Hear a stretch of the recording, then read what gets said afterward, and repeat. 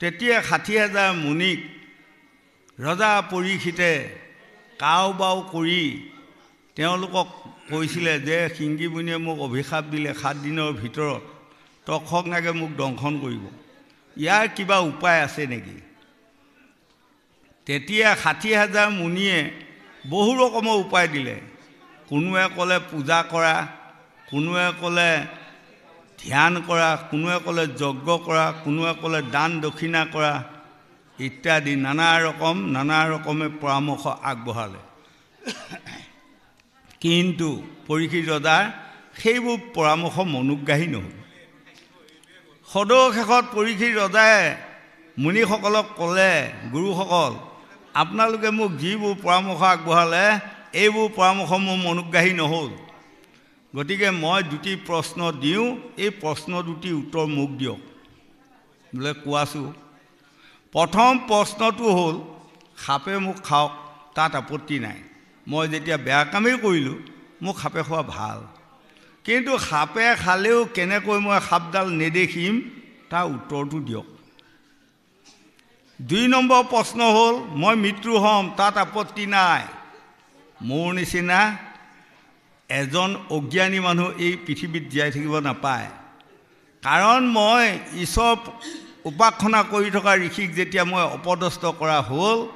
আৰু মই যদি এই সাপৰ পৰা নিষ্ঠা পাই থাকোঁ তেনেহ'লে পৃথিৱীখনত অন্যায় অনীতি বাঢ়ি যাব। গতিকে মই অকালতে মৃত্যু হোৱা মোৰ বৰ ভাল। কিন্তু মৃত্যু হ'লেও মই মৃতকৰ যান্ত্ৰণা কেনেকৈ নাপাম এই উত্তৰটো লাগে। এই দুটি প্ৰশ্নৰ উত্তৰ বিচাৰিছিলে। তেতিয়া ৬০,০০০ মুনিয়ে ৰাজা পৰীক্ষিতক কৈছিলে, ৰাজা তুমি যি দুটা প্ৰশ্নৰ উত্তৰ বিচাৰিছা সেই দুটা প্ৰশ্নৰ উত্তৰ আমাৰ হাতত নাই। কাৰণ যাক সাপে খাব সেই সাপ দেখিব, আৰু যিয়েই মৃত্যু হ'ব সি মৃতকৰ যান্ত্ৰণা পাবই, ৰেহাই কাৰোৱেই নাই। কোনোবাই 2 দিন পৰি থাকক, কোনোবাই 100 দিন পৰি থাকক, প্ৰশ্ন নাই। জীৱ যোৱাৰ সময়ত যান্ত্ৰণা অকণমান পাবহি। মুনিৰ অমুখত যেবে ই কথা শুনিলা, ভূমিত পৰিয়া ৰজা কান্দিবে লাগিলা। বুকত ভুকিয়াই আজি পৰীক্ষিত ৰজা বাগৰি বাগৰি কান্দি আছে। মোৰ তেনেহ'লে কি গতি হ'ব? এইমতে কান্দি থকাৰ সময়ত ব্যাস মুনি আহি পালে। ব্যাসে ক'লে, হেৰা ৰজা তুমি ধৈৰ্য ধৰা, বিপদত ধৈৰ্যই ঔষধ, তুমি বহা। ৬০,০০০ মুনিয়ে যি দুটা প্ৰশ্নৰ উত্তৰ তোমাক দিব নোৱাৰিলে সেই দুটা প্ৰশ্নৰ উত্তৰ মই দিম। ব্যাসে বোলে, শুনা ৰজা আমাৰ বচন, গংগা তীৰে ভাগৱত কৰিও শ্ৰৱণ। শ্ৰৱণ মানে শুনা। তুমি যদি 7 দিন গংগাৰ পাৰত ভাগৱত শুনি থকা তেনেহ'লে তোমাক সাপে খাব, সাপ নেদেখিবা, আৰু মৃত্যু হ'বা, তুমি মৃতকৰ যান্ত্ৰণা নাপাবা। তেতিয়া লগে লগে তেতিয়া ভাগৱত নাই। পৰীক্ষিত ৰজাই ব্যাসৰ চৰণত পৰি কৈছিল, মুনিবৰ আপুনি পৰামৰ্শদাতা মোৰ গুৰু, সেই ভাগৱত ক'ত আছে? সেই ভাগৱতখন মোক কোনে শুনাব? তেতিয়া ক'লে, ৰবাচোন, মোৰ পুত্ৰ শুকদেৱৰ গৰ্ভত 18,000 ভাগৱতৰ শ্লোক সোমাই বৈকুণ্ঠত আছে। তোমাৰ যদি ভাল হয়, ভাগ্য ভাল হয়, আহি পাব, মই সুমৰণ কৰিম। শুক বুলি সুমৰণ কৰাৰ লগে লগে শুকদেৱ আহি উপস্থিত হ'ল। প্ৰণাম কৰি কৈছে, পিতৃদেৱ কিহৰ কাৰণে আপুনি সুমৰণ কৰিলে কওক। কৈছে, এই ৰজা পৰীক্ষিতক 7 দিনৰ ভিতৰত তক্ষকনাগে দংশন কৰিব। তোমাৰ গৰ্ভত যি 18,000 ভাগৱতৰ শ্লোক আছে, এই 18,000 ভাগৱতৰ শ্লোক গংগাৰ পাৰত 7 দিন শুনোৱাই দি ৰজা পৰীক্ষিতক আত্মাক গতি দিয়া। কৈছিল, পিতৃ তেনে বাক্য মোক নক'ব, অন্য কিবা অৰ্ডাৰ দিয়ক। 1 নম্বৰতে ই নৰাধম, পাণ্ডু কুলত জন্ম লৈ ঈশ্বৰ উপাসনা কৰি থকা ঋষিক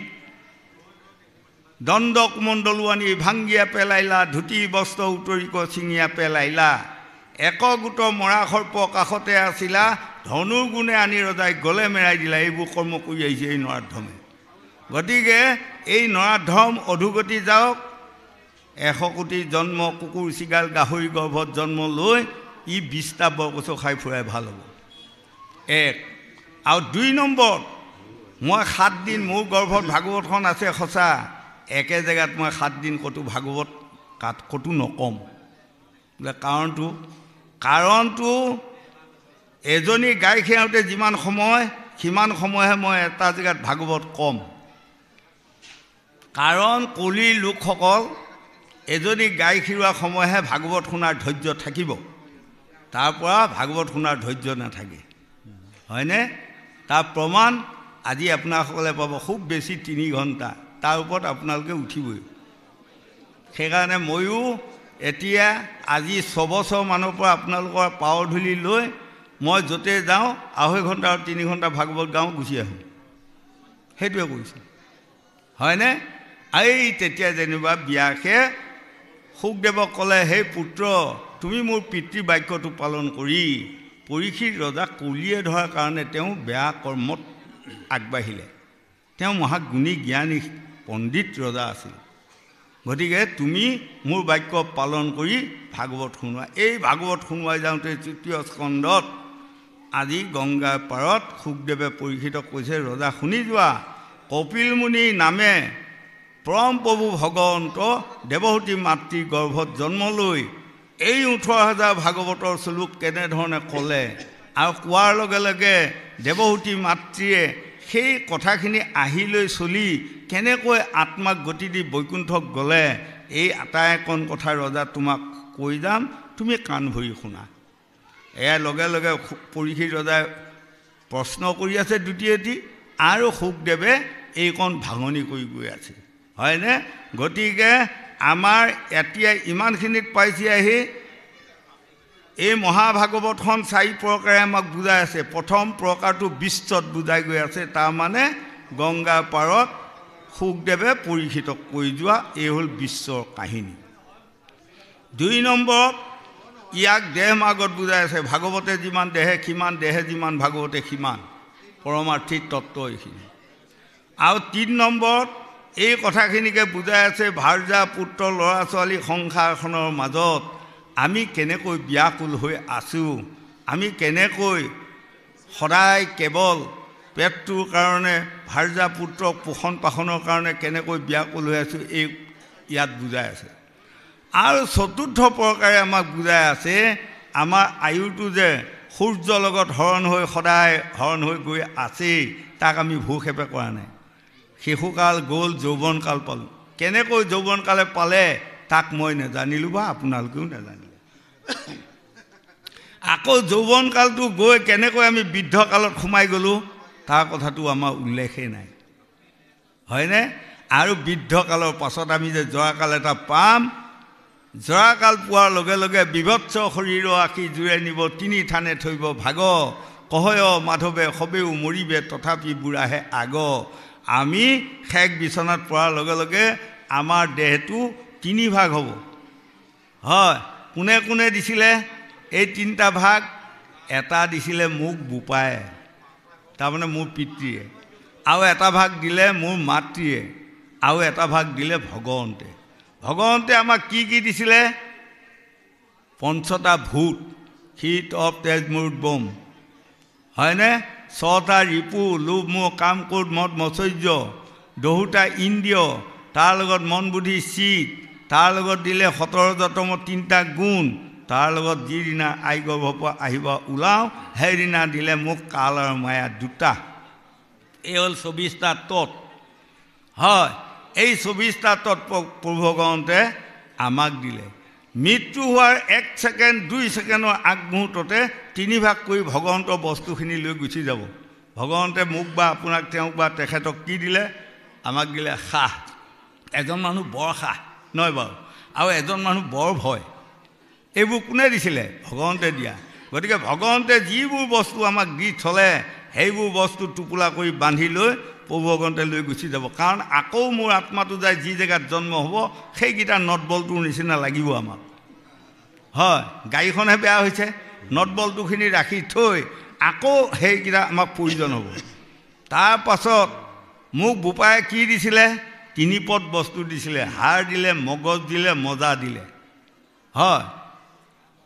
আৰু আয়ে 6 পদ বস্তু দিলে নোম নখ ছাল তেজ মাংস হয়নে মেদ এনেকৈ 6টা বস্তু আয়ে দিলে সেইকাৰণে মন কৰিছোঁ আই ভাগৰ বস্তু 6টা বোপাই ভাগৰ বস্তু 3টা এই 9টা বস্তু লৈ মই জন্মলৈ ঘূৰি ফুৰিছোঁ গতিকে মন কৰিছোঁ সৰুকালৰ পৰা কেঁচুৱাটোক আপোনালোকে মাকক মা বুলিবি বুলি কোনোবাই শিকায়নে লুকাকুচিত আপোনালোকে কওকচোন শিকায় এনেই ক'ব সি মা মা আহিয়ে গ'ল কিন্তু বাপেকক বোপাই বুলি সি চিনি নাপায় মাকেহে দেখুৱাই দিব এইজন তোমাৰ দেউতা বা এইজন বোপাই বা পিতৃ বা পাপা ইত্যাদি আজিকালি ঢেৰ ওলাইছে বাৰু হয়নে এই তদুপ তাৰমানে মাকৰ যে 6টা সম্পত্তি লৈ থকাৰ কাৰণে আমি মাকৰ গুণটো আৰু ক'ৰবাত কিবা এটা বিপদত পৰাৰ লগে লগে কি আহে জানে আয়ৌ তাৰমানে মাকক চুমন কিন্তু বোপায়ো বুলি আহে জানো নাহে কাৰণ বাপেকে 3টা সম্পত্তি দি গতিকে এই যিদিনা মই শেষ বিচনাত পৰাৰ লগে লগে 3টা ভাগ কৰি প্ৰভু ভগৱন্তৰ ভাগটো লৈ গুচি যাব আই ভাগটোৱে বোপাই ভাগটোৱে পেলাই থৈ গুচি যাব এইটোহে মাত্ৰ সমাজে লৈ যায় কাৰোবাৰ নিয়ম জুই লগাই পুৰা কাৰোবাৰ নিয়ম পুতি থোৱা কাৰোবাৰ নিয়ম শ্মশানলৈ যায় চাং পাতি ওপৰতে থৈ দিয়ে তেনে জাতি এটাও আছে নহয় আপোনালোকে পাইছে আমিও পাইছোঁ হয় তাতে পচিয়ে ঢুকাই যাব আকৌ কোনোবাই আকৌ জলত উটুৱাই দিয়ে তেনেকৈ ভাগে ভাগে যাৰ যি নিয়ম তেনেকৈ হয় গতিকে এই দেহটোৰ কথা আজি মহাভাগৱতে পৰিপাটিকৈ কপিল মুনিয়ে মাকক বুজা মানে আজি আমি পাৰত 2টা পাইছোঁ লুকাকুচিত প্ৰথম পাৰটো আমি কিহৰ পাৰত পাইছোঁ জানে সকলোৱে দেৱহূতি পাৰটো পাইছোঁ দেৱহূতি শব্দৰ অৰ্থ কি শাস্ত্ৰ উত্তম গীতা ভাগৱতৰ ধৰ্মৰ উত্তম নাম দেৱৰ উত্তম দৈৱকী নন্দন চৰণে কৰো প্ৰণাম আমি প্ৰথম পাৰটো দেৱহূতি পাৰটো পাইছোঁ তাৰমানে দেৱৰ সেই দেৱৰ ওচৰত যিসকলে আত্মসহকাৰে এই দেহটো আহুতি দিব পাৰি আছে সেইগৰাকী মানুহে দেৱহূতি হওক পুৰুষে হওক পত্নীয়ে বা নাৰীয়ে হওক তাত আপত্তি নাই আৰু 2 নম্বৰত আমি পাই আছোঁ আমি সকলোৱে ৰজা পৰীক্ষিত ৰজাকো 7 দিনৰ ভিতৰত তক্ষকনাগে দংশন কৰিব আৰু আমাকো এই 7টা বাৰৰ ভিতৰতে কোনোবা এটা বাৰত তক্ষকনাগে এদিন দংশন কৰিব ৰেহাই কাৰোৱে নাই বাৰ 7টা কাৰোবাক বুধবাৰ কাৰোবাক বৃহস্পতিবাৰ কাৰোবাক শুক্ৰবাৰ ইত্যাদি মুঠতে বাৰকেইটা বেলেগ কিন্তু 7টা দিনৰ ভিতৰতে 7টা বাৰৰ ভিতৰতে আমি এদিন এই দেহটো এৰি থৈ আত্মাটো গুচি যাম গতিকে সেই লোকসকল পচা দেহটোক লৈ লোভ মোহত পৰি পচা দেহাৰ মায়াত পৰি আপোনালোকে বেয়া কাম নকৰিব বেয়া কাম কৰিলে কি হ'ব আমাৰ আত্মাটোক আমি দুৰ্গতি দিয়া হ'ব কাৰণ আত্মাটো গৈ কুকুৰ চিগাল গাহৰি গৰ্ভত জন্ম লৈ বহু কষ্ট খাব সেই কাৰণে এই মহাভাগৱতৰ ধৰ্ম কথাটো শুনি আমি ইয়াক পালন কৰি গ'লে নিশ্চয় আমি সকলোৱে পৰীক্ষিত ৰজাও মানুহ আমিও মানুহ পৰীক্ষিতে এই ভাগৱত শুনি বৈকুণ্ঠক যাব পাৰিলে আমি যাব নোৱাৰা কোনো অৰ্থ নাই আমিও যাব পাৰিম কিন্তু পৰীক্ষিতে মানাৰ নিচিনা আমি মানিব লাগিব বুলি 4 বেদ 14 শাস্ত্ৰ 18 পুৰাণে আমাক বুজাই আছে গোবিন্দ সেহি বেলা ৱাখে দুই যমৰ কিংকৰ আঙাৰৰ বৰ্ণ দেহ অতি স্থূলন্তৰ বেঙ্গামুখ 2 চক্ষু 13 কৰি চাই কুপৰ বেগত ইয়াতি দখন চুবাই হাতে চৰ্ম জৰি লোহা ডাঙ্গ ভয়ংকৰ দেখি তাৰ হৃদয় কম পয়তৰ তৰ অয়ৰাম বিষ্ঠামূত্ৰ এতে ইয়াতি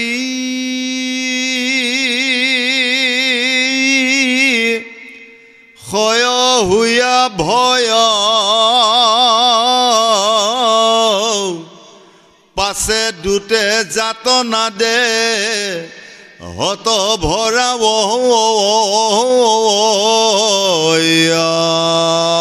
এতিয়া আমাক দেখুৱালে যমদূত তিনিজন আছে হয়নে তিনিজন এজনৰ নাম বেংকামুৱা এজনৰ নাম খফুৰা এজনৰ নাম কাল খফুৰা বেংকামুৱা এই তিনিজন যমদূত কালফুৰা খফুৰা বেংকামুৱা তিনিটা আচ্ছা এইটো এটা বিশ্বত দেখুৱালে সেই তিনিজন যমদূতে আমাক লৈ যায় এইটো বিশ্বত আৰু যদি আমি দেহমাৰ্গত চাওঁ আমাৰ প্ৰত্যেকৰে এই তিনিটা যমদূতে যিদিনা আমাক ধৰিব সেইদিনা আমি জানি লোৱা উচিত আমি যাবা হ'ল আৰু হয় কালফুৰা মানে কি জানে মানুহ যে কাহ কফে ধৰে সেইটো হয় খফুৰা মানে পেটৰ ৰোগ ব্যাধি বেমাৰ এজন মানুহ জাতকৈ নুগুচা হ'ল এইটো খফুৰা যমদূত বেংকামুৱা মানে এজন মানুহ চব শৰীৰটো সকলোতে বিষ হৈ আহি গ'ল হয় এই তিনিটাই হ'ল যমদূত আমাৰ দেহমাৰ্গত আকৌ আমাক বিশ্বত দেখুৱাইছে যমদূতে সদায় কাক নেই জানে যিসকলে বেয়া কাম কৰে যিসকলে পাপ কাম কৰে সেইসকলকহে এই তিনিটা যমদূতে পাব আৰু যিসকল লোকে ভাল কাম কৰে শাস্ত্ৰ ভাগৱতক কাণ দিব পাৰে ভক্তি তত্ত্ব ভক্তি ধৰ্ম ভক্তি জানা সাৰ ভক্তি বিনে নৰলোকৰ নাহিকে নিষ্ঠাৰ যিসকল লোকে স্বধৰ্ম পৰিত্যাজ্যং পৰধৰ্ম ভয়াবহং যিসকলে ভকতি কৰি আছে সেইসকলক এই যমদূতকেইটাই নাপায় তেওঁলোকক কোনে নিব বিষ্ণুদূতে নিব হয় আৰু এটা ভাগ মানুহ আছে কি ভকতি নিকট কত ভকতি থাকিল চাঙৰ ওপৰত বোলে ব্ৰহ্মায়ো নাপালে তলত এই কিছুমান 2-4জন মানুহ আছে নহয় ভকতিৰ তত্ত্ব নোপোৱা সেইকেইজনক পাব এই যমদূতে সেইবুলি আজি যে ভাগৱতত আহাসকলক এই যমদূতে পাব সেইটো নহয় নাপায় কাৰণ কলিত যিসকলে ভাগৱত শুনে সেইসকলৰ ভকতি আহিবই আৰু কিছুমান লোকসকল অসমত আমি অধমে আপোনালোকৰ আশীৰ্বাদে ঘূৰি আছোঁ নহয় এনে মানুহ কিছুমান পাই ফুৰিছোঁ মৰি গ'লেও সি ভাগৱতক নাযায় দৰকাৰ হ'লে 1000 টকা চান্দা দিব 2000 টকা চান্দা দিব সি এই জাৰত এই টোপনি সতীত সি মৰিবা নাহে ইয়াত সি ক'বই কি দৰকাৰ চিঞৰি থাকিব লাগে শুনি থকা হয়নে হয় আৰু যদি ওচৰৰ মানুহ হয় মন কৰিব মাইকখন যদি সেইপিনে দিয়ে সি আকৌ তাকো অবজেকশ্যনহে উলিয়াব মাইকখন এইপিনে দিয়াতে শান্তিয়ে নাই সেইবোৰক পাব কালফুৰা খফুৰা বেংকামুৱা তিনিটা যমদূতে যিসকলে ভকতি কৰি ভকতৰ চৰণৰ ধূলি মাথাত ল'ব বা লোৱা যত্ন কৰিব সেইসকলক কেতিয়াও নাপায় হয়নে এতিয়া মন কৰিব আমাৰ ভকত বুলি কোৱা বস্তুটো দেৱঋষি নাৰদে এদিন কৃষ্ণক সুধিছিলে হে প্ৰভু আপুনি কাৰ লগত থাকে কোন ডাঙৰ মোক এইকণ কথা বুজাই দিয়কচোন তেতিয়া পৰম প্ৰভু কৃষ্ণই দেৱঋষি নাৰদক কৈছিলে হেৰা দেৱঋষি নাৰদ ভকতেহে জানা মোৰ হৃদয় মই ভকতৰ হিয়া নিশ্চয় মোৰটো আচৰণ কৰিলে নিষ্ঠাৰ পায় ভকতৰটো আচৰণ কৰিলে অধুগতি যায় ভকত মোতকৈ বহুত ডাঙৰ হয়নে মই ভকতকহে ভাল পাওঁ গতিকে আজি মই সদৌ মৰিগাঁৱৰ পৰা আহিছোঁ আপোনাসকলৰ লুকাকুচিত যোৱা বছৰো বিচাৰিছিল তেনেকৈ বিচাৰি আছে মই আহিব পৰা নাই এইবাৰ যেনিবা কিছু সময় উলিয়াই আহি পালোঁ প্ৰথমে মই অহাৰ লগে লগে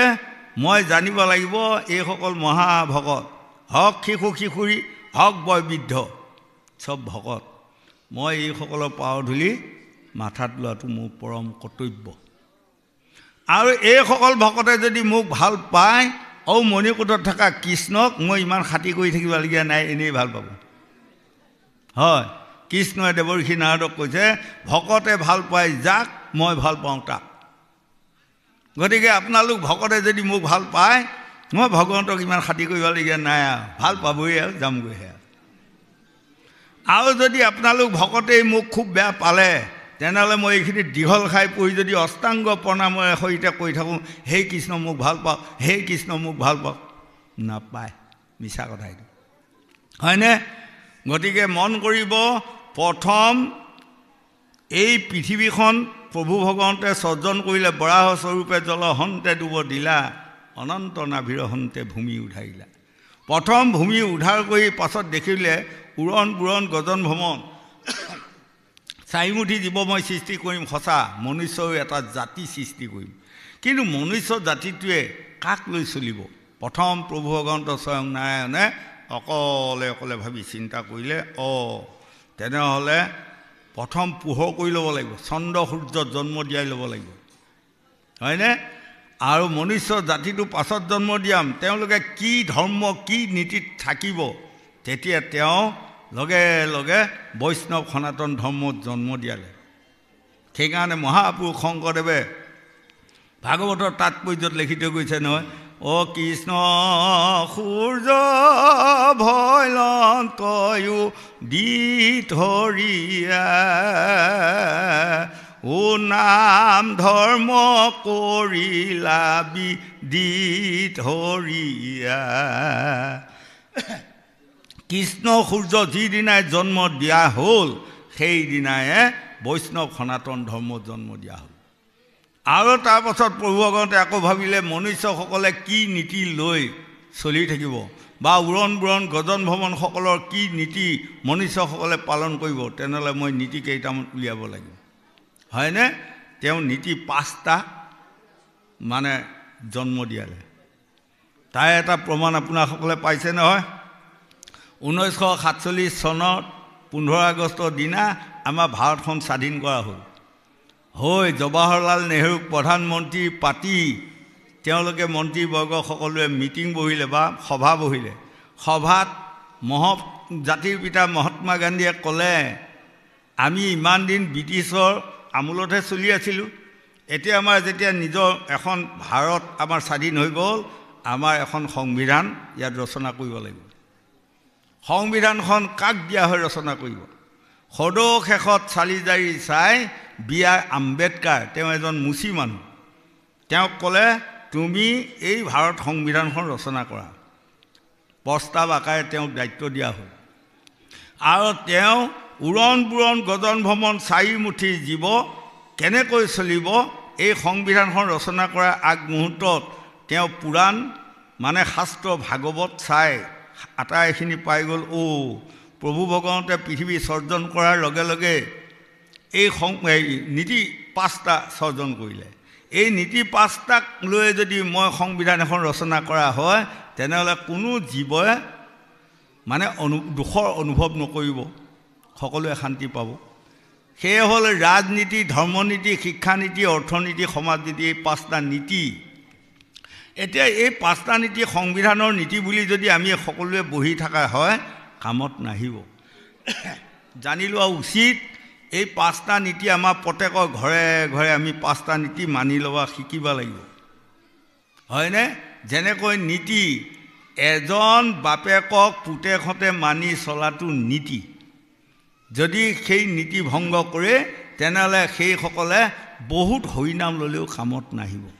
মহাপুৰুষ শংকৰদেৱে কীৰ্তনত লিখিছে, এক নামে যত পাপ সংহাৰিতে পাৰে, ততেক পাতকী পাপ কৰিতে নপাৰে। এবাৰ যদি আপুনি ৰাম বুলি ক'ব পাৰে, লক্ষ লক্ষ কৌটি কৌটি পাপো যদি আছিল আপোনাৰ গাত, চব নাশ হৈ যাব। কিন্তু আকৌ কেইপাতমান লুটিয়াই পেলাই চাবচোন, তাত মহাপুৰুষ শংকৰদেৱে লিখি থৈ গৈছে, কলি নৰ পাতকী হ'ব। কি কাৰণত? শংকৰদেৱৰ ভুল হ'ল নেকি? যদি এবাৰ নাম ল'লে চব পাপ নাশে হয়, ইয়াত আকৌ পাপৰ শব্দটো পাছত কিয় লিখি থৈ গ'ল? সেই লোকসকল তাৰমানে নীতি ভংগ কৰি যদি আপুনি লক্ষ লক্ষ কৌটি কৌটি বাৰ ৰাম নাম লয়, কামত নাহিব, নহয় বাৰু? এজনী বোৱাৰীয়ে শহুৰ শাহুৰক মানি চলাটো নীতি। যদি তেওঁ শহুৰ শাহুৰক জাত কৰি নামানে, সেয়া নীতি ভংগ, হয়নে? এটা ল'ৰাই বাপে পিতা স্বৰ্গ পিতা ধৰ্ম পিতাহী প্ৰণং তপ, জননী জন্মভূমি স্বৰ্গাদপি গৰিয়ক্ষী। গতিকে সেই পিতৃ মাতৃক যিজন মানুহে নামানে, সেইজন মানুহে যেনিবা দুপৰীয়া গা ধুই লৈ বৰ পাকা মন্দিৰ এটাও বনাই লৈছিল লৈ যাই পেলাই বৰ এযোৰ তাল লৈ যাই পেলাই গোবিন্দ গোবিন্দ গোবিন্দ গোবিন্দ মাৰি আছিল কামত আহিব সেয়া গোবিন্দৰ নাম ঈশ্বৰে কাণত নলয় বেয়া নাপাব আপোনালোকে হয় এগৰাকী বোৱাৰী মন কৰিব শাহুৰ শহুৰক জাতকৈ নামানে জধাই মথাই বেয়া ভাষা কিছুমান কয় কিন্তু দুপৰীয়া গা ধুই এইডাল ধূনামূলা লৈ হি কৃষ্ণ কৃষ্ণ কৃষ্ণ কৃষ্ণ কৰি ফুৰিছে কিন্তু দূৰৰ পৰা মানুহে দেখি কি কৈছে জানে ধন্যবাদ আমুকা ঘৰ বোৱাৰীহে হেই অইনে কিছুমানে ইমান সৰু সৰু ধূনামলা লয় সেই আমুকা ঘৰ বোৱাৰীজনী চাবা এই ডাঙৰ ধূনামলা লৈ কি ধৰণে একদম ঘূৰি ফুৰে কিন্তু তেওঁ কৃষ্ণ কৃষ্ণ নাম লৈ বৰ ডাঙৰ ধূনামলা লৈ ঘূৰি ফুৰিলেও কৃষ্ণই সেয়া কাণ দিয়া নাই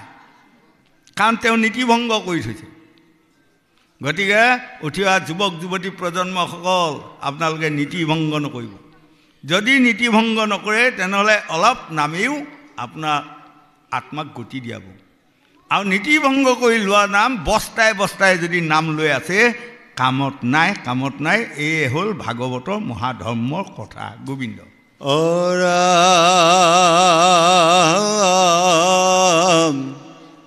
পাছহাত কৰি চৰ্ম জৰিয়ে বান্ধয় গলে দুলে দিয়া দীৰ্ঘ পথে টানি নে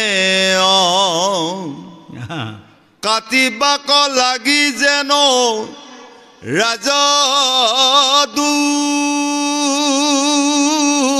ৰাজদূতচয় নেও কোনো মনুষ্যক তাকো সেহি নয় দূতৰ ভৎসনে তাৰ কম্পে সৰ্বগাই পথে জানতে অনেক কুকুৰে বেহি খাই সুধায়ে তৃষ্ণায়ে ইয়াতি উদৰ দহয় তলত পত বালি অচৰণ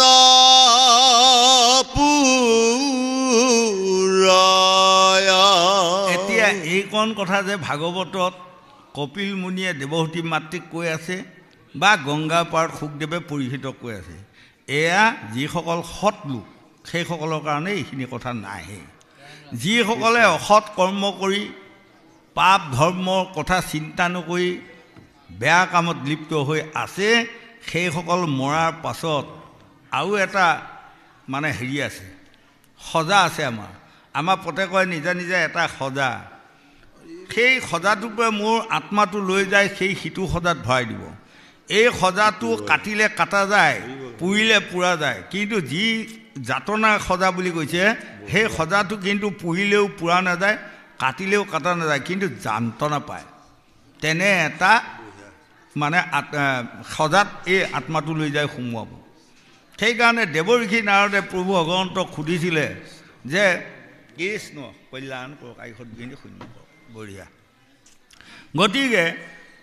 তেনেধৰণে আমাৰতো দেখাত এটাই খেজা আৰু এটা খেজা কেনেকৈ যমৰজাই দিয়ে এই তেতিয়া কৈছিলে যেনেকৈ আমাৰ মানুহ এজনে গম নাপায় আমি বঢ়িয়াকৈ এখন বিচনাত ধুনীয়াকৈ শুই আছোঁ কিন্তু লগে লগে সপোনত আকৌ দেখিছোঁ কি বিলত গৈ মাছ মাৰি ফুৰিছোঁ ক'ৰবাত গৈ গছত উঠি কিবা কঁঠাল পাৰি ফুৰিছোঁ ইত্যাদি সেয়া এটা এটা আমাৰ সজা আছে ইটো সজাৰ পৰা সিটো সজাত আত্মাটো প্ৰৱেশ কৰি আমি ঘূৰি ফুৰোঁ আমাক বুজাইছে 1 2 নম্বৰত আমাক দেখুৱালে যমদূত অৰ্থাৎ তেওঁলোকে যিসকল পাতকী সেইসকলকহে যমদূতৰ অধিকাৰ আছে ভাল মানুহক নিব পৰা অধিকাৰ নাই তেনেকৈ যমদূতে এদিন গৈ গৈ গৈ গৈ যমদূত তিনিটাই বিচাৰিছে আৰু ৰজাক কৈছেগৈ আজি কটোতো আনিবলগীয়া জীৱ নাই আৰু কৈছে নাই তোমালোকৰ জীৱ আনা কাম জীৱ আনা কৈছে আমাক দিয়া লিষ্টখনৰ মতে নাই আজি কতো নাই এই তেনেহ'লে যে মোৰ এটা কথা নহয় মোৰ যমৰ ৰাজসভাৰ নিয়ম হ'ল ক'ৰবাৰ পৰা হ'লে দুটা জীৱ আহিয়ে থাকিব লাগিব গতিকে আজি তোমালোকেই থাকা আৰু কৈছে আমি নমৰো দিয়ক আমি মৰিলে বৰ দুখ পাম নহয় যমদূতে কৈছে তোমালোকে যমৰজাই কৈছে তোমালোকে যে অইনক মাৰি আনা সিহঁতে দুখ নাপায় নেকি হা যদি সিহঁতে দুখ পোৱা যদি ভয় লাগে সেইসকলকতো আনিব নাপায় এই তদুপ আমি আনৰ মৰণটোক আমি দেখি চিন্তা কৰিব লাগে আমুকজন মানুহে মৃতকৰ সময়ত কেনেকৈ চিঞৰ বাখৰ লাগি মৰিছে দেখিছেনে কি কাৰণত তেওঁ বাক্য পঞ্চতি বিংশতি তত্ত্ব কোনোজন নাজানো আমি সীমা নৱদায় ঘূৰি জীৱ আছে ফুৰি বুজিবা তাৰো মহিমা আমাৰ প্ৰত্যেকৰে 9খনকৈ দৰ্জা আছে আৰু এই 9খন দৰ্জাৰ মুখৰে আত্মাটো সদায় ঘূৰি আছে আমি ভাল কাম কৰিলেও তেওঁ দেখি আছে বেয়া কাম কৰিলেও দেখি আছে আমি যেতিয়া আজি এই ভাগৱত শুনি আছোঁ আহি সকলোৱে আমাৰ আত্মাটোৱে কি কৈ আছে জানে বঢ়িয়া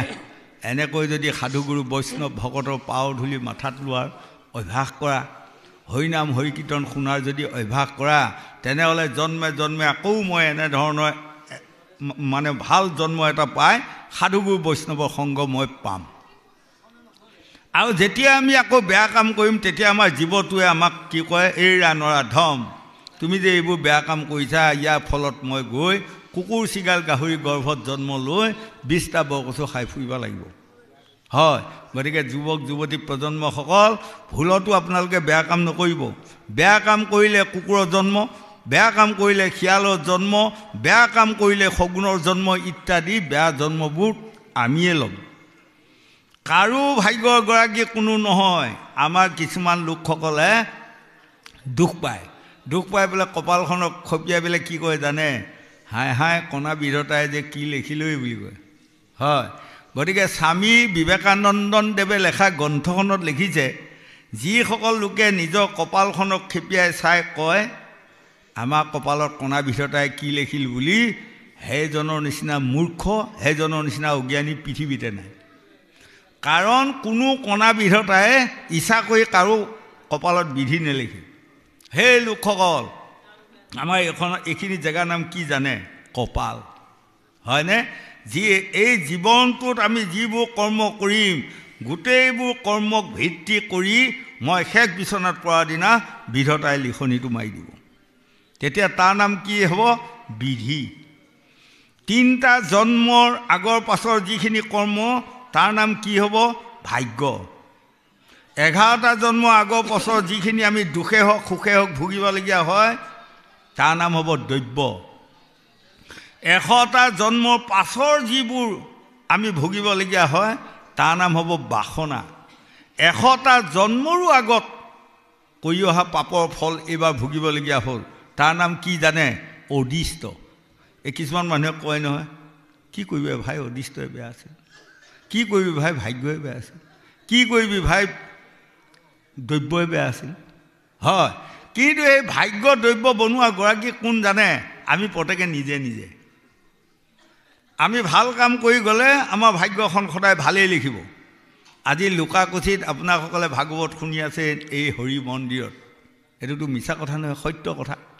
এদিন আপোনালোকে পাব কোনদিনা পাব জানে যিদিনা মই আজিয়ে কৈ যাওঁ মনত পৰিব শেষ বিচনাত পৰা দিনা জল জল ফটফট আপোনাৰ যিখন লিষ্ট সেই লিষ্টখনত তাত নাম্বাৰ উঠি থাকিব লুকাকুচি নামঘৰত ভাগৱত শুনাৰ নাম্বাৰ তাৰ কাৰণে কিমানটা জন্ম আপুনি ভাল জেগাত জন্ম পাব ৰেহাই নাই অ হৰি হৰি নাম ল'লে নেহেৰাই অ নাম ল'লে নেহেৰাই ডকাইতিয়ে নেনে পাই চোৰেও নেনে চুৰ কৰি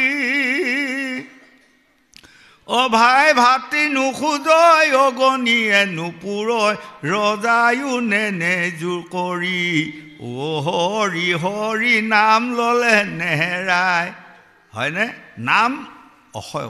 বস্তু আৰু ই নেহেৰাই আজি আপোনালোকে যে ভাগৱত শুনিলে ই ৰলেই অসয় পুণ্য হয়নে সেইকাৰণে কৈছে নাম ল'লে নেহেৰাই ডকাইতিয়ে নেনেপায় চোৰেও নেনেই চুৰ কৰি আপোনালোকে আজি যিকণ পুণ্য সঞ্চয় কৰিব এইকণ পুণ্য ডকাইতেও নিব নোৱাৰে চোৰেও চুৰ কৰি নিব নোৱাৰে ৰজায়ো নিব নোৱাৰে জুয়েও পুৰি নিব নোৱাৰে দা কটাৰীয়ে কাটিলেও ইয়ে কাটা নাযায় আৰু ভাই ককাইবোৰ বেলেগ হ'লে ইয়াক ভগাই ল'বও নোৱাৰে হয় তাৰ প্ৰমাণ আমি প্ৰথমে নিজে পাইছোঁ আমাৰ আচল ঘৰ মাটি পৰ্বত 4টা ভাই ককাই যেতিয়া আমি সদৌ শেষত বেলেগ হৈছোঁ গৰু গাই মাটি সম্পত্তি আমি চাৰিও সমানে ভগাই ল'লোঁ বাৰী ঘৰ ইত্যাদি কিন্তু 13 বছৰ বয়সৰ পৰা হৰিনাম হৰি কীৰ্তন গাই ফুৰা ভাগৱত গাই ফুৰা এইখিনি ভগাই ল'ব পাৰিলেনে মোৰ ভাগ্যকেইটাই নাই ল'ব পৰা তাৰ প্ৰমাণ গতিকে উঠি অহা যুৱক যুৱতী প্ৰজন্মসকল আপোনালোকে য'তে হৰিনাম শুনক কাণ দিব হয় য'তে ভকত দেখে আপোনালোকে সেৱা কৰিব ভকত বৈষ্ণৱক যদি আপোনালোকে সেৱা কৰি ফুৰা অভ্যাস হয় তেনেহ'লে জানিব আপোনাসকলে মানে আত্মাক গতি দিয়াটো ইমান ডাঙৰ কথা নহয় গংগা পাৰত শুকদেৱে পৰীক্ষিত কৈছে হেৰা ৰজা যিসকল লোকে সৰু কালৰ পৰা বয় বৃদ্ধ বামন সজন ভকত বৈষ্ণৱক সেৱা কৰি ফুৰা অভ্যাস কৰিব সদৌ শেষত বয়স হ'লে তেওঁকো সেৱা কৰা মানুহ বহুত ওলাব আৰু যিজন মানুহে সৰু কালৰ পৰা কাকো সেৱা কৰি ফুৰা অভ্যাস নাই তেওঁ বৃদ্ধ হৈ মৰিবা সময় হকগৈ তেওঁকো সেৱা কৰা মানুহ ক'তো নোলায় গতিকে আৰু যিসকলে সৰু কালৰ পৰা শিষ্য সভা শিকি ফুৰিব এদিন তেওঁ গুৰু হ'ব পাৰিব যিসকলে জীৱনত শিষ্য সভা শিকা নাই তেওঁ কোনো জন্মে গুৰু হ'ব নোৱাৰে গতিকে উঠি অহা ল'ৰা ছোৱালী যুৱক যুৱতী প্ৰজন্মসকল সাধুগুৰু বৈষ্ণৱ ভকতক দেখাৰ লগে লগে আপোনালোকে সেৱা এটা কৰিবচোন ভকতৰ মুখত কি আহে জানে সদায় ভাল কথাই আহে হয় আহিব কল্যাণ হওক কোনোবাই মুখত আহিব আয়ুষত বিঘিনি শূন্য কৰক কাৰোবাৰ মুখত আহিব ঐশ্বৰ্য বিভূতি প্ৰদান হওক তাৰমানে ভাল কথাই আহে হয়নে এতিয়া মই তাৰ এটা প্ৰমাণ আজি 2 বছৰ আগৰ কথা কৈছোঁ মৰিগাঁৱৰ মানে বিহুতলিত বাণিজ্য মেলা চলি আছে মই কিন্তু তাৰ আগত ইমান দিন হৈছে বাণিজ্য মেলাত ক'তো সোমাই পোৱা নাই মই চিনি নাপাওঁ নাজানো তাৰমানে সেইদিনা ভাগৱতক গৈছোঁ কিন্তু সময় অলপ বেছি মানে বেছি আছে মই ইয়াত সোমায়ো যাব পাৰিম তেতিয়া চালোঁ বাণিজ্য মেলা মানেনো কি তাৰপাছত সোমাই চাই যাওঁ আজি মই সোমাই গ'লোঁ আৰু যাই অলপমান পোৱাৰ লগে লগে শিপুনৰ পৰা নাতিয়েকক লৈ আমাৰ মাষ্টৰ এজন ৰিটায়াৰমেণ্ট মাষ্টৰ মোৰ লগত বৰ ভাল বাৰু নাম নকওঁ তেখেত আহিল অহাৰ লগে লগে মোক কৈছে অ' গোহাঁই নমস্কাৰ মই বোলো নমস্কাৰ অ' গোহাঁই কৈছে ইয়ালৈ আহিলে মই বোলো ইয়ালৈ নহয় ভাগৱতলৈ আহিছোঁ কিন্তু বাণিজ্য মেলা কোনোদিনে দেখা নাই আজি বোলো চাই যাওঁ কেনেকুৱা নহয় এদিন ক'ৰবাত জমে সুধিব ইমান দিন যে তুমি মনুষ্যত জন্ম পালা বাণিজ্য মেলা চাইছিলা তেতিয়া যদি মই কওঁ নাই ক'ৰবাত কাণফুলীয়া চৰে দিব মোক জম ৰজাই নহয়নে গতিকে এতিয়াই চাই যোৱাই ভাল বুলি মানে কোৱাৰ লগে লগে তেওঁ নাতিনীয়েকক পিঠি পেনে কৈছে সেৱা কৰা এয়া কাকা সেৱা কৰা কিন্তু মই মন কৰিছোঁ কাকাকে নাতিয়েকক পিঠি পেনে মানে হেঁচা দিছে সেৱা কৰা বুলি সি কিন্তু অলপ ফিন খাই গৈ আছে ল'ৰাটো ফিন খাই গৈ আছে বুজিছে তাৰপাছত 3বাৰমান কোৱাৰ পাছত অকণমান তিতকতা এটা লাগিল মাষ্টৰ লাগি মানে ডাঙৰকৈ কৈ পেলাই ঠিলাইছে সেৱা কৰা বুলি কৈছে সি আকৌ কৈছে কি নকওঁ যা বুলি কৈছে হয় তাৰমানে 10 বছৰমান হ'ব ল'ৰাটো সৰুকালৰ পৰা কাকো সেৱা কৰা অভ্যাস কৰা নাই গতিকে আজি তেখেতো কোলা পৰিল ময়ো আৰু মানে ডাঙৰ কথা এতিয়া হাঁহিছোঁ তেতিয়া হাঁহা নাই হয় গতিকে আমাৰ বোৱাৰী জীয়াৰী আইসকল আপোনালোক মাতৃসকলে য'ত বয়বৃদ্ধ মানুহ দেখাৰ লগে লগে আপোনালোকৰ ল'ৰা ছোৱালীসকলক সেৱা কৰা শিকাব সৰুৰ পৰা হয়নে আৰু পিতৃ মাতৃক সেৱা কৰা শিকাব তেতিয়াহে আপোনালোকৰ ল'ৰা ছোৱালীবোৰ আগলৈ তেনেকুৱা ভাল লাইন ল'ব হয় এদিন এতিয়া মোক দেখি পেলাই সেৱা কৰ বুলি কয় তেওঁ মহা লজ্জাত পৰি গ'ল হয়নে গতিকে অভ্যাসে নৰ কৰ্ণপথে কৰে খৰ আমি এই ভকতি দিশৰ কথাবোৰ শুনি আমাৰ উঠি অহা যুৱক যুৱতী প্ৰজন্মসকল বোৱাৰী জীয়াৰীসকল যদি আমাৰ জ্ঞানী হয় তেনেহ'লে আমাৰ সকলোৱে তৰণৰ উপায় পাব বুলি ভাগৱতে আমাক বুজাই আছে গোবিন্দ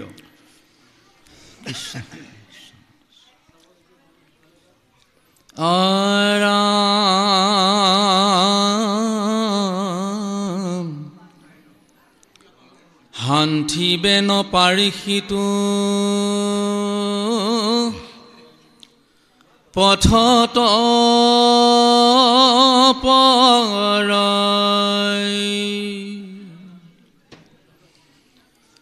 যমদূতে পিঠিত চাবুকে কোবা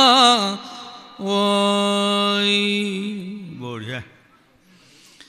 মৰমৰ কৰি দুখে কান্দিয়া চলঙয়া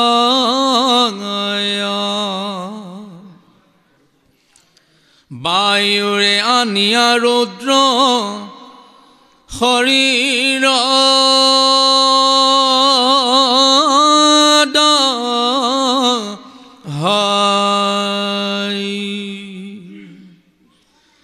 জল ফুটি নপাৱে জীয়াইবে নাহি থান ঠাই ঠাই পৰে অন্তৰিক্ষ হুয়ে প্ৰাণ দূতৰ পহাৰে পুনু উঠি চলি যায় পূৰ্ব পাপ স্মৰি পাপী পৰয় নাই এৰামে এহি মতে দুখে চলি যাই দূৰা চাৰ কি কহিব পথে যত ভুঞ্জয়নি কাৰ এক মণ্ডলক্ষে কজে প্ৰহৰ পথক নিশ্চয় চাৰি দণ্ড পাৱয় দুখক এতিয়া আজি আমাক ভাগৱতে দেখুৱালে অৰ্থাৎ আপুনি 3 ঘণ্টাত যিখিনি বাট যাব লাগে জমদূতে 10 মিনিটত সেইখিনি বাট লৈ যাব টানি আজৰি লৈ যাব নানা ৰকমৰ দুখ কেলেশ আৰু সেই সময়ত আপুনি দুগুৰি কান্দিব কিন্তু কান্দিলে কামত আহিবনে নাহে কান্দিব লাগিব এতিয়াই আমি হে ৰাম শুনি হুক সৰ্বজন বিষয়ত তেজি মন হৰি নাম লোৱা গলে বান্ধি ইটো জন্ম গলে বৃথা কৈত পাইবা কৃষ্ণ কথায়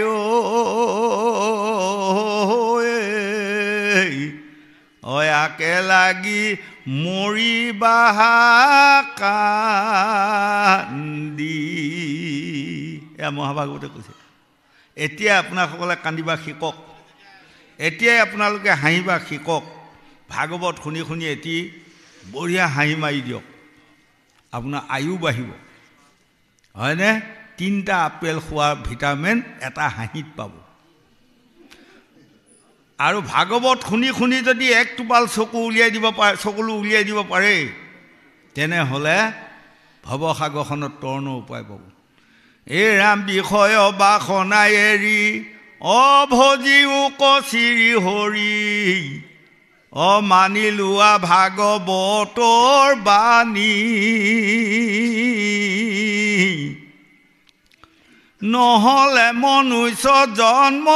বিফলে খেদায়া হৈবা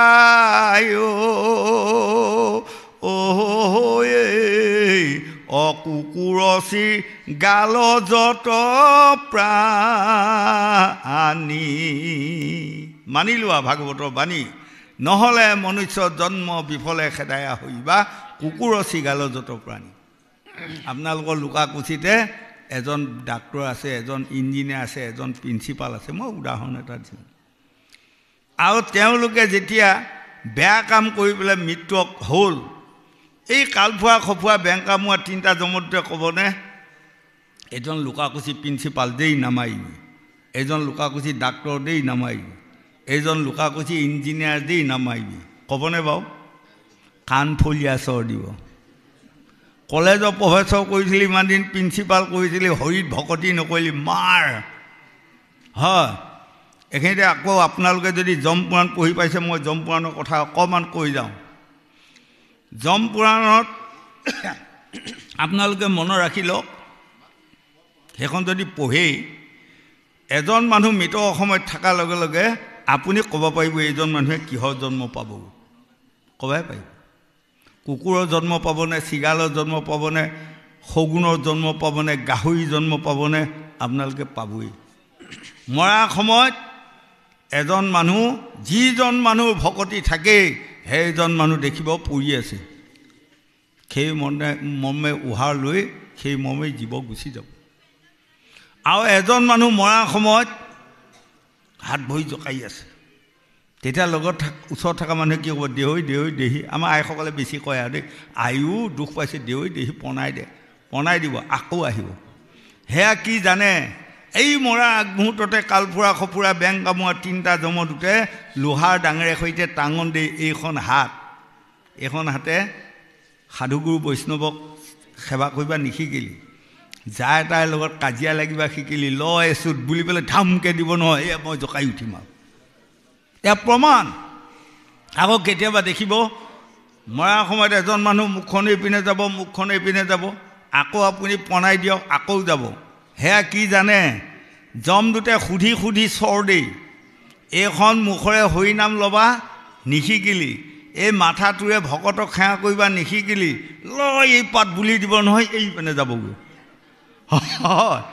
আকৌ দুৱা সমান কৈ পেলাই আকৌ এইপিনে এপাত দিব এইপিনে যাবগৈ আৰু কেতিয়াবা এটা মানুহ দেখিব পৰি থকা জেগাত এনেকৈ থাকে সেইটো কি জানে যমদূতে কয় ভাল কাম কৰিবা নিশিকিলি যায় তাই অন্যায় অত্যাচাৰ কৰিবা শিকিলি হয়নে ল এই গুৰ বুলি পেলাই যেতিয়া আমাৰ গাঁৱলীয়া শব্দত কি কয় জানে সেইটো গুৰক পথলীয়া গুৰ বুলি কয় হয় গাঁৱলীয়া শব্দত পথলীয়া গুৰ আমুকা বোলে কি পথলীয়া গুৰ দিলে বুলি কয় যে সেই তাত গুৰ দিব মই গাঁৱলীয়া শব্দও কৈ যাম কেইটামান বুজি ল'ব তেওঁ হয় গতিকে আমাৰ উঠি অহা যুৱক যুৱতী প্ৰজন্মসকল আপোনালোকে বেয়া কাম নকৰিব বেয়া কামৰ ৰেহাই নাই মই যদি ডাঙৰ কেঁচাত মাৰি থৈছোঁ এদিন মোৰ হাতত এটাঙন লোহাৰ টাঙন পৰিবই ৰেহাই নাই মই যদি মোৰ বাপেকক অপমান কৰি থৈছোঁ এদিন মই লোহাৰ ডাঙৰ টাঙন খোৱা বাদেও তাৰ আগমুহূৰ্তত মোৰ নিজৰ ল'ৰাই মোক অপমান কৰিব মানে নাই সেইকাৰণে কপিল মুনি এইখিনি গ'ল বাৰু আগত গ'ল মই অকণমান ঘূৰাই পেলাই কৈছোঁ শেষল বাইশাকাৰে ক'লে নক'লে মই নাজানিম গতিকে মই কৈ যাওঁ আমাৰ বংশটোত কোনো বোৱাৰী জীয়াৰীসকলে বা ল'ৰাসকলে কণা লগাই নল'ব কণা লগাই ল'লে কি হ'ব জানে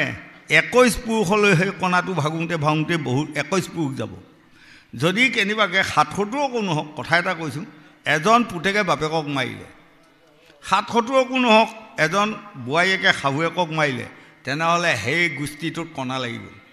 তেওঁ পুতেকেও এদিন তেওঁক মাৰিব তেওঁ পুতেকেও এদিন তেওঁক মাৰিব তেওঁ বোৱাৰীয়েকেও এদিন তেওঁক মাৰিব তেওঁ বোৱাৰীয়েকেও এদিন তেওঁক মাৰিব লাগি গ'ল আৰু তাৰমানে কোন জন্মত এই লানিটো ভাগিব আঁতৰি নাই তাৰমানে সেইসোপা পাতকতে পৰি থাকিব সেইসোপা এদিন নৰকতে গৈ থাকিব লাগিব গতিকে সাৱধান এই যে পৰীক্ষিত ৰজাক আজি গংগা পাৰত ভাগৱত শুনোৱাই প্ৰত্যেক আধ্যাত 3 বাৰকৈ গড়ে কৈ গৈ আছে ৰজা সাৱধান হৈ শুনা কাক কৈ আছে জানে আজি পৰীক্ষিত আছে জানো নাই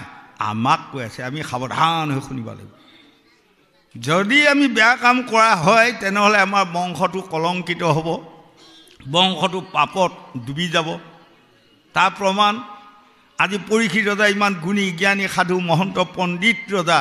কি কাৰণত আজি 7 দিনৰ ভিতৰত তক্ষক নাগে দংশন কৰিবলগীয়া হ'ল হয়নে এই কথাখিনি গংগা পাৰত শুকদেৱক পৰীক্ষিতে আহ্বান কৰিছে পাৱত ধৰি গুৰুদেৱ কওক মইতো সৰুকালৰ পৰা জানাত কাৰো অন্যায় কৰা নাই তেনেহ'লে মোক কলিয়ে ধৰাত কেনেকৈ এইবিলাক ভুল হৈ গ'ল মোক এই তেতিয়া কৈছিল তোমাৰ পিতামহৰ কাৰণে কি কাৰণত জানা চন্দ্ৰই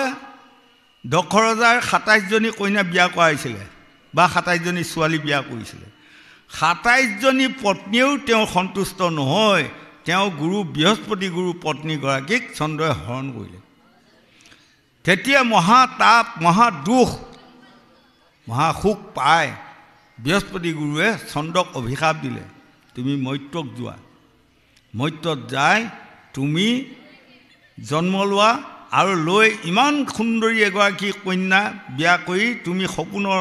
দেখা নিচিনা তুমি এৰি থৈ গুচি আহিব লাগিব মই অভিশাপ দিলোঁ আৰু তোমাৰ 4 পুৰুষলৈ তোমাৰ এই অভিশাপ লাগি থাকিব হয়নে সেইকাৰণে আহি চন্দ্ৰই আহি অভিমন্যু হ'লে অভিমন্যুৱে যেতিয়া উত্তৰাৰ লগত বিয়াত ৰজা ঘৰ আৰু 5 পাণ্ডৱে সকলোৱে লগ লাগি উত্তৰাৰ লগত বিয়া বন্দবস্ত কৰিলে কৰি ভাগাভাগি হৈ গ'ল সমাজ ইতিমধ্যে দেৱঋষি নাৰদে আহি উত্তৰাক কৈছে হেৰা উত্তৰা আহাচোন অন্তঃপুৰত তোমাৰ লগত মই খুব গোপনৰ কথা এটা হওঁ অন্তঃপুৰত লৈ যায় দেৱঋষি নাৰদে উত্তৰাক কৈছে তুমি অভিমন্যুলৈ বিয়া নোসোমাবা অভিমন্যু বৃহস্পতি গুৰু খাপত আহি জন্ম লৈছে আৰু তোমাক বিয়া কৰোৱা দিনাৰ পৰা 6 মাহ যিদিনাই পূৰ হ'ব সেইদিনাই সি মৃত্যু হৈ গুচি যাব লাগিব ৰেহাই নাই তেতিয়া উত্তৰাই দেৱঋষি নাৰদৰ পাত পৰি ক'লে গুৰুদেৱ দুয়োটা বংশই কথা বতৰা হ'লে ময়ো কথা দিলোঁ এতিয়া যদি মই এই বিয়াখন ভাঙি দিওঁ তেনেহ'লে দুয়োটা বংশৰ খুব শোক তাপ আহিব সেই শোক তাপত মই ইহকালে পৰকালে মই গতিয়েই নাপাম গতিকে মই আজি আপোনাৰ চৰণত ধৰিছোঁ মোক আশীৰ্বাদ এটা দিয়ক 6 মাহ থাকিলেও মই স্বামীৰ লগত থাকা এৰাতি স্বামীৰ লগত থাকিলেও মই স্বামীৰ লগত থাকা গতিকে মই মোৰ ভাগ্যত যি আছে সেইটোৱে হ'ব আৰু হয়নে গতিকে যিদিনা মন কৰিবচোন অভিমন্যু যুদ্ধক যোৱাৰ লগে লগেই আহি উত্তৰাক কৈছে প্ৰাণপ্ৰিয়ে দিয়া মোক সেন্দুৰৰ ফুট এটা পিন্ধাই দিয়া মই আজি কৌৰৱৰ দলটোক নিপাত কৰি থৈ গুচি আহিমগৈ মোক বুজি পোৱা নাই তেতিয়া উত্তৰাই গণি চালে আজি কাৰেক্ট 6 মাহ হ'ল মোক বিয়া কৰোৱা দেৱঋষি নাৰদে কৈ গৈছে তেনেহ'লে ই ঘূৰি নাহিব গতিকে কেইবাৰ লৈছে সেন্দুৰৰ ফুটটো দিবৰ কাৰণে হাত নাযায় কান্দি কান্দি হুলস্থুল হয় যেতিয়া অভিমন্যুৱে ক'লে দিয়া বেগাভাগি দেৰি হৈ গ'ল তেতিয়া যেনিবা যায় যেনে তেনে কিবা এটা ফুট দিয়ালে আৰু দি ভূমিত বাগৰি বাগৰি কান্দি আছে খন্তেক পাছত দুটাই আহি কৈছে অভিমন্যু মৃত্যু হ'ল হয়নে আৰু তেওঁৰ 5 মাহ গৰ্ভত এই আজি পৰীক্ষিত থাকিলে পৰীক্ষিত ৰজা যিদিনা উত্তৰাৰ গৰ্ভত 5 মাহ পিতৃহীনা হয়নে সেই সময়ত সদৌ শেষত কুৰুক্ষেত্ৰ মহাৰণৰ পাছত অস্বস্থমাই বৰ্জ্য অস্ত্ৰ এপাত প্ৰহাৰ কৰিলে নিপাণ্ডবা কৰিম বুলি এই যেতিয়া ব্ৰহ্মস্ত্ৰ গৈ উত্তৰাৰ গৰ্ভত সোমাল উত্তৰাই মানে ৰক্ষা নাপায় বা ৰেহাই নাপায় 3 পাক ঘূৰি আহি কৃষ্ণৰ চৰণত দীঘল খাই পৰি চৰণত ধৰি কৈছে মোক দয়া কৰক কৃষ্ণ মোৰ গৰ্ভত যি সন্তান আছে তাক বাচাই দিয়ক কৌৰৱ পাণ্ডৱৰ দুয়োটা দলৰে কাৰো ল'ৰা ছোৱালী সতি সন্তান নাই গতিকে মোৰ গৰ্ভত যদি এটি ল'ৰা হয় তেনেহ'লে এই দুয়োটা কুলকে জলপিণ্ড দিব পাৰিব গতিকে কেঁচুৱাটোক বাচাওক মোক লাগে মাৰক এটা 5 সন্তান এটা বাচাই মাকক মাৰিব পাৰিবনে লগে লগে প্ৰভু ভগৱন্ত কৃষ্ণ মাখি ৰূপে উত্তৰাৰ গৰ্ভত সোমাই গৈ এই ব্ৰহ্মস্ত্ৰই নিপাত কৰা সন্তানটোক আকৌ জীয়াই দি শংখ চক্ৰ গদা পদ্ম ধৰি 5টা মানে তেওঁক দেখুৱাই দিয়ে আৰু তেতিয়া সেই বিষ্ণু চতুৰ্ভুজ বিষ্ণু ৰূপটো দেখি গ'ল সেইকাৰণে যিদিনা জন্ম হোৱাৰ পাছত 4 দিনৰ দিনা দব্যগু বামনক আনি চোৱা চিন্তা কৰি তেতিয়া ক'লে ই 5 মাহ গৰ্ভতে বিষ্ণুক দেখিছিলে গতিকে ইয়াৰ প্ৰথম নামটো বিষ্ণুৰাত হ'ব দ্বিতীয়ত এপাত অস্ত্ৰই বধ কৰিলে কোনোবাই গৈ তাক জীয়াই দিলে গতিকে গৰ্ভতে পৰীক্ষা হ'ল গতিকে এওঁৰ নাম পৰীক্ষিত হওক কিন্তু সকলো চাই দব্যগু বামনে ক'লে ৰাজা যুধিষ্ঠিৰ তুমি বেয়া নাপাবা ই 10,000 হাতীৰ বল হ'ব আৰু বহুত অশ্বমেধ যজ্ঞ কৰিব গোটেই ভাৰতখনক পুত্ৰ পুত্ৰীৰ দৰে পালন কৰিব পৰ্যাত এনেকুৱা ৰজা হ'ব কিন্তু দুখৰ বিষয় কম নে নকম তেতিয়া ৰাজা যুধিষ্ঠিৰে ক'লে কোৱা ভাই এতিয়া আমাৰ নাতি জন্ম লৈছে কৈছে ই অকালতে ঋষি খাপত পৰি তক্ষক নাগে ইয়াক দংশন কৰিব কৈছে কেনেকৈ কি হ'ল তেতিয়া কৈছে এয়া তেওঁলোকৰ পিতামহৰ পৰা মানে লাগি আহিছে বৃহস্পতি গুৰু যে অভিশাপটোৱে লাগি আহিছে এতিয়া তাৰে প্ৰমাণ পালে হয়নে অভিমন্যুৰ তেনেকৈ অকালত মৃত্যু হ'ল আজি পৰীক্ষিতো অকালতে মৃত্যু হ'ব পৰীক্ষি ৰজাৰ পুত্ৰ জন্মেজয় অকালতে মৃত্যু হ'ব জন্মেজয় পুত্ৰ শতানিকেও অকালতে মৃত্যু হ'ব এই চাৰি পুৰুষৰ পাছত বিক্ৰমাদিত্য ৰজাৰ দিনৰ পৰাহে এই বংশটো উদ্ধাৰ হ'ব গতিকে আমাৰ উঠি অহা যুৱক যুৱতী প্ৰজন্মসকল সকলোৱে কান্দিব বয়বৃদ্ধ লোকসকলেও কান্দিব আমি বেয়া কাম কৰি থৈ যাব নাপায় আমি যদি বেয়া কাম কৰি থৈ যাওঁ সেই বেয়া কামৰ ফলত আমাৰ পুত্ৰ নাতিসকলে এদিন মহা দুখ ভুগিবলগীয়া হয় গতিকে আমি বেয়া কাম নিজেও কৰিব নালাগে আৰু আনক কৰাটো আমি বাধা দিয়াটো খুব প্ৰয়োজন বুলি ভাগৱতে আমাক সকীয়াই দি আছে গোবিন্দ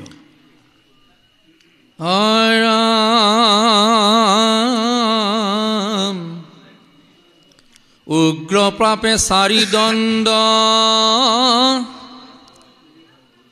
অলপত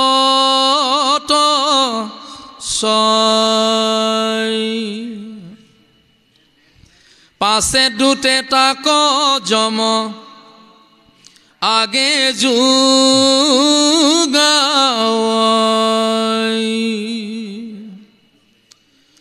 অরাম জম রাজা তার পাপ করিয়া বিচার দুট কবুলন্ত ইয়াক ভুঞ্জায় কাৰ স্বামীৰ বচনে তেতিখনে দুট ছয় অবাঘে যেন গৰ্জি যায় তাহাক ধৰাই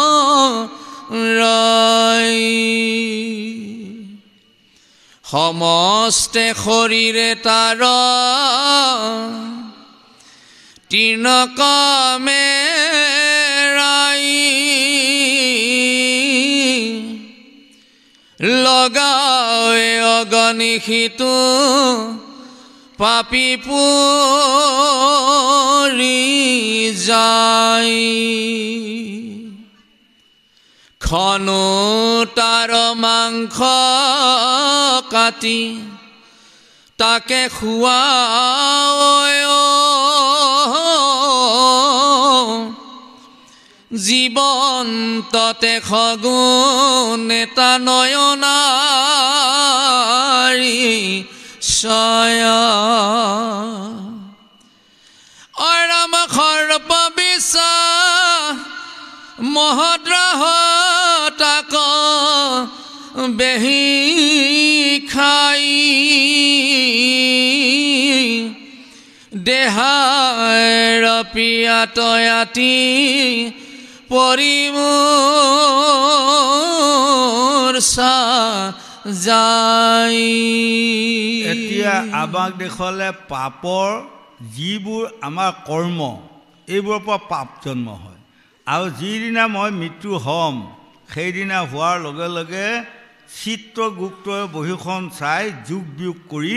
পাপ কিমান পুণ্য কিমান মানে এইখন কথা ৰাজা যমৰ আগত ক'ব আৰু সেই মৰ্মে যমে আজ্ঞা দিয়াৰ লগে লগে কালফুৰা সফুৰা বেংকামুৱাই যদি বেয়া কৰ্মত হয় তেনেহ'লে কালফুৰা সফুৰা বেংকামুৱা তিনিটা যমদূতে পাব আৰু যদি মোৰ ভাল লিষ্টখন যদি ভাল হয় তেনেহ'লে বিষ্ণুদূতে আদৰি মোক বিমানত ভৰাই লৈ গুচি যাব হয়নে সেইকাৰণে আমাৰ মন কৰিব এয়া এতিয়া নৰকৰ কথা দেখুৱালে আমাৰ 84খন নৰক তাৰে 28খন মুখ্য নৰকৰ কথা কৈ আছে কোনোবা এখন নৰকত এনেকুৱা পোক পেলু বিচা আছে আমাক পেলাই দিয়াৰ লগে লগে খোৱা খুই লাগি গ'ল আৰু তাতে থাকিব লাগিব কোনোবা এখন এনেকুৱা নৰক আছে কেৱল 20টা তাতে খাব লাগিব তাকে শৌচ কৰিব লাগিব তাতে থাকিব লাগিব হয়নে তেনেকৈ এইবোৰ আছে তাৰমানে অৰ্থাৎ বেয়া কামৰ নৰক এখন আছে ভাল কামৰ কাৰণে নৰক নাই যিদিনা মই মৰিবৰ সময় হ'ব বা আপুনি মৰিবৰ সময় হ'ব সেইদিনা কালফুৰা খফুৰা বেং কামোৱা 3টা যমদূতে এডাল এডাল হাতত পাক জৰি এডাল এডাল লোহাৰ ডাং লৈ হাজি হ'ব। আকৌ ইপিনে 4জন বিষ্ণুদূতে আহি বিমান এখন লৈ হাজি হ'ব আহি। কিন্তু তেওঁলোকে কাকো কোনেও নামাতে, মাত্ৰ চকুৰ ঠাইৰে সৈতে কৈ থাকিব, তোমালোকৰ হয় যদি ভাই তোমালোকে নিবা, আমাৰ হয় যদি আমি নিম। সিদ্ধান্ত দিম মই, তাৰমানে মোৰ লিষ্টখনৰ জৰিয়তে সিদ্ধান্ত এটা। আৰু এটা 2 নম্বৰ সিদ্ধান্ত আছে, যদি আমি ঈশ্বৰৰ মুখ্য এই নামবোৰৰ ভিতৰত যদি কোনোবা নাম এটাও যদি আমাৰ মুখত আহি গ'ল, তেনেহ'লে সেইদিনা তাৰ পৰা আমি নিস্তাৰ পাম। সেইকাৰণে আমি অভ্যাস কৰিব লাগে, নহয়নে? তাৰে এটা প্ৰমাণ মই অকণমান আগুৱাই গ'লোঁ, পাছুৱাই গ'লোঁ, বেয়া নাপাব। যেনেকৈ অজামিল মহাপাতকী ব্ৰাহ্মণ আছিল, লক্ষ লক্ষ পাপ কৰিল, পাপৰ সীমা নোহোৱা হৈ গ'ল। আৰু যেতিয়া সদৌ শেষত তেওঁৰ 10টা ল'ৰা হৰিৰ নামৰ শুনিও মহিমা সাৱধানে কৰা চিত, অজামিল নামে আছিলা ব্ৰাহ্মণ বেইছাত ভৈলা প্ৰতীত, বিপ্ৰৰ ঔৰসে বেইছাৰ গৰ্ভত 10 পুত্ৰ জাত ভৈলা, অতি দয়া তাৰ কনিষ্ঠ পুত্ৰ নাৰায়ণ নামত থৈলা। একেবাৰে নিচেই সৰু ল'ৰাটোৰ নাম নাৰায়ণ থলে, হয়নে? অনেক অধৰ্ম কৰন্তে বিপৰ আয়ু ভৈলা সমাপত, ভয়ংকৰ 3 গোটা যমদূত আগে ভৈলা উপথিত, বামনক ধৰি জীৱ বাজ কৰি বান্ধিলন্ত হাতে তুলি, ভয়ে অজামিলে পুত্ৰক ডাকিলে আশা নাৰায়ণ বুলি, অ' বাপু নাৰায়ণ মোক ৰক্ষা কৰ। যেতিয়া যমদূতে বান্ধি লৈ টাঙন দিয়াৰ লগে লগে অ' বাপা নাৰায়ণ মোক ৰক্ষা কৰ বুলি যেতিয়া নাৰায়ণৰ নামটো ল'লে, লগে লগে বৈকুণ্ঠত থকা বিষ্ণুৰ আসনখন লৰচৰ হৈ গ'ল। তেতিয়া বিষ্ণুৱে তলৰ ফালে চালে, নাৰায়ণ নাৰায়ণ মোৰে নাম লৈ আছে, মোৰ 108টা মুখ্য নামৰ ভিতৰত নাৰায়ণ মোৰ নাম। লগে লগে 4জন বিষ্ণুদূতক পঠাই দিলে। আৰু 4জন বিষ্ণুদূতে যাই কৈছে, এইৰা মূৰ্খ যমদূতহঁত, তোমালোকৰ নিচিনা অজ্ঞানী আৰু মূৰ্খ পৃথিৱীত নাই। এইজনে দেখ নাৰায়ণৰ নাম লৈ আছে, তথাপিও তোমালোকে বান্ধি টাঙন কিল দি ইমান যান্ত্ৰণা দি আছে, তোমালোক কম অজ্ঞানী। তেতিয়া যমদূতকেইটাই কৈছে, এইৰা আমাক অজ্ঞানী মুখনো বুলিবা, হয়নে? এজনে আচল নাৰায়ণৰ নাম লোৱা নাইতো, নকল নাৰায়ণৰ নাম লৈ আছে। সেইটোতো সত্য, কিন্তু আচলতেতো ভগৱন্তৰ নাম নাৰায়ণটো লোৱা নাই সি, হয়নে নহয় গুৰুসকল? কওক, সি পুতেকৰ নামহে নাৰায়ণ লৈ আছে। এই তেতিয়া কিন্তু বিষ্ণুদূতে কৈছে, আচল হওক নকল হওক প্ৰশ্ন নাই, হয়নে? ভুলতে কওক শুদ্ধতে কওক, পাহৰাতে কওক খুঙৰাতে কওক, প্ৰশ্ন নাই। তাৰ মুখত নাৰায়ণ বুলি কৈছিল নে নাই? কৈছিল, যেনিবা নাৰায়ণ বুলি কৈছিল, তেনেহ'লে তাৰ চব পাপ নাশ হ'ল, এই দিয়া, হয়নে? গতিকে আমাৰো উঠি অহা যুৱক যুৱতী প্ৰজন্মসকল, আপোনালোকে সকলোৱে কোনে কি ভাল পায় সেইটো নাম ল'ব। দেৱৰ্ষি নাৰদে কৃষ্ণক সুধিলে, যদি আপুনি নাৰায়ণৰ নামটো লওঁতেই অজামিলক ইমান পাতকীটোক ৰেহাই দিলে, এতিয়া কি নাম ল'লে ৰেহাই পাব সেইটো বুজাই কওক। তেতিয়া কৃষ্ণই দেৱৰ্ষি নাৰদক কৈছে, মোৰ 108টা মুখ্য নামৰ ভিতৰত যোনে যোনটো নাম ভাল পায় তাকে লোৱা অভ্যাস কৰক। যদি আজিৰ পৰা কোনোবা ল'ৰা ছোৱালীয়ে হৰি বোলাটো ভাল পায়, তেনেহ'লে হৰিকে বোলক। কোনোবাই কৃষ্ণ বুলি কোৱা ভাল পায় তাকে কওক, কোনোবাই নাৰায়ণ বুলি কোৱা ভাল পায় তাকে কওক, কোনোবাই বোলে মধুসূদন বুলি কোৱাটো ভাল পায় তাকে লওক, হয়, কোনোবাই বোলে গোবিন্দটো ভাল পায় তাকে লওক। যিকোনো এটা নাম আপোনাসকলে সদায় অভ্যাস কৰি থাকিব। যেতিয়া অভ্যাস কৰি থাকিব, সেইদিনা ভুলৰ কমেও হয়তো আহি যাব পাৰে। মই এটা ভাল বুদ্ধি দিছোঁ আপোনালোকক, আৰুনো কি বুদ্ধি দিম, আমি এজন আৰু সাধাৰণ মানুহ, আৰু যি পাওঁ আজি আপোনালোকৰ লোকাকুচিত আৰু কেইটামান দি যাম বাৰু বুদ্ধি। বৰ ভাল বুদ্ধি নহ'লেও জখা মানে মধ্যম শ্ৰেণীৰ মানে কেইটামান বুদ্ধি দি থৈ যাওঁ, যাতে আপোনালোকে বাচিব পাৰে এদিন, হয়। গতিকে আমাক শাস্ত্ৰ ভাগৱতে ক'লে, এতিয়া তাৰে এটা প্ৰমাণ অকণমান চাইছোঁ। মই উজানি পিনে আৰু ভটিয়ানি পিনে কিছুমান ডাঙৰ ডাঙৰ ভাগৱতত সদায় গৈ আছোঁ, আকৌ কালি যামগৈ দৰঙত। তাত অলপ বেছি ভাল। আমাৰ মৰিগাঁওখিনিত অকণমান দিগদাৰী হৈ আছে, কি জানে? আমাৰ মৰিগাঁওডোখৰত শাস্ত্ৰ ভাগৱত হ'লে আমাৰ ল'ৰা ছোৱালী ডেকা গাভৰু যাৰ যাৰ ঘৰত আছে সেইকেইটা মুখস্থই আছে। আৰু যেতিয়া কোনোবাই যদি কয় ভাগৱতক মাতিব আহিছিলোঁ, হয় নেকি? আমাৰ মায়ে দেউতাই যাব যাওক বুলি ক'ব, হয়নে? তাৰমানে কিবা এটা আমাৰ মৰিগাঁও জিলাখনত এনেকুৱা হৈছে ডেকা গাভৰুসোপা যাব নাপায় নেকি, এনেকুৱা এটা কিবা কোনোবাই মন্ত্ৰ যাদুহে কৰিছে নেকি মই জানা নাই, হয়নে? ল'ৰা ছোৱালী যুৱক যুৱতীসকলেহে এইবোৰ বেছি শুনিব লাগে। কাৰণ আজি কপিল মুনিয়ে দেৱহূতি মাতৃক যিখিনি জ্ঞান তত্ত্বৰ কথা কৈ আছে এইখিনি 4 প্ৰকাৰে কৈ আছে, হয়নে? এতিয়া কিন্তু 4 প্ৰকাৰ মোৰ চকুৰ আগত যিসকল গুৰু আছে এইসকল গুৰুৰ কাম নাই। 4টাৰে আমাৰ 3টা গুচি গ'ল, এটা আছে মাত্ৰ আমাৰ গুৰুসকল। কোনটো আছে জানে? আপোনাসকলে ঈশ্বৰৰ নাম শুনিব, সাধুগুৰু বৈষ্ণৱ ভকতৰ পাৱাৰ ধূলি ল'ব আৰু আত্মাক গতি দিব, এইটোহে আছে, আৰু অন্য নাই। কিন্তু আমাৰ ডেকা গাভৰুসকলে নতুনকৈ বিয়া বাৰু সোমাই ল'ৰা ছোৱালী জন্ম, ভাল ল'ৰা ছোৱালী জন্ম দিয়ক, বংশটোক উদ্ধাৰ কৰিব পৰা ক্ষমতা 4টা ভাগ তেওঁলোকৰ আছে, হয়নে? তাৰে এটা মই আপোনালোকে লুকাকুচি এইখিনিত জানে নেজানে নেজানো, আমি অধম এজন লেখক, অসমৰ লেখক বঁটা পাইছোঁ। আমি লেখা পুথি আজি 12খনমানৰ 6খন 5খনকৈ লৈ আহিছোঁ। এখন গায়স্থ ধৰ্ম গ্ৰন্থ, এইখন ডেকা গাভৰুসকল আৰু নতুনকৈ বিয়া পতা বোৱাৰী জীয়াৰীসকল এইখন পুথি ল'ব, লৈ পেলাই চাব তাতে কি ধৰণৰ আজি এই কপিল মুনিয়ে কৈ থকা কথা গোটেইখিনি তাতে পাব। সেইডোখৰ পুথিত কি নিয়মে আপোনাসকলে পৰিচালিত হ'লে আপোনালোকৰ সৎ শিক্ষিত সতী সন্তান জন্ম দিব পাৰে, আপোনালোকে ইচ্ছামতে জন্ম দিয়াব পাৰিব। ইচ্ছামতে মই ল'ৰা জন্ম দিয়াম, ল'ৰা জন্ম দিয়াব পাৰিব, নহয় মই ছোৱালী জন্ম দিয়াম, ছোৱালী জন্ম দিয়াব পাৰিব। এইবোৰ কথা এই গায়স্থ ধৰ্ম গ্ৰন্থখনতো আছে, মই লৈ আহিছোঁ কেইভাগমান, হয়। গতিকে এনেকৈ বহু বিভাগৰ 10-12 বিভাগৰ মানে পুথি অলপমান গ্ৰন্থ অলপমান লৈ আহিছোঁ, আপোনাসকলে লৈ যাব খন্তেক পাছত। মই ইয়াৰ পৰা উঠাৰ পাছত অৱশ্যে যামগৈ, তেতিয়া ল'লেও কাৰোবাক মই দি যাব পাৰিম। এতিয়া মন কৰক, আমাৰ যিসকল বয়বৃদ্ধ 60 বছৰ পাৰ হৈ গ'ল সেইসকলে ল'ৰা ছোৱালী জন্ম দিয়াৰ সময় গ'ল, বা তেওঁলোকে অন্য একো উপায় নাই। আৰু এটাই উপায় আছে, হৰিত শৰণ লওক, হয়নে? বৈষ্ণৱত শৰণ লওক, তেনেহ'লে আপোনালোকে গতি পাব। কিন্তু যুৱক যুৱতী উঠি অহা ডেকা গাভৰুসকলৰ আপোনালোকৰ 4 পিনে ক্ষমতা আছে। এই সময়ত আপোনাসকলে সতী সন্তান তোলক, ভাল। মই আজি এটা পৰামৰ্শ দিলোঁ, আপোনালোকে যদি ভাল সতী সন্তান নুতোলেই, যদি কিছুমান দুষ্ট ততা টেঙীয়া পাতুকী সতী সন্তান কিছুমান তুলি থৈ যায়, তেনেহ'লে আমি মৰি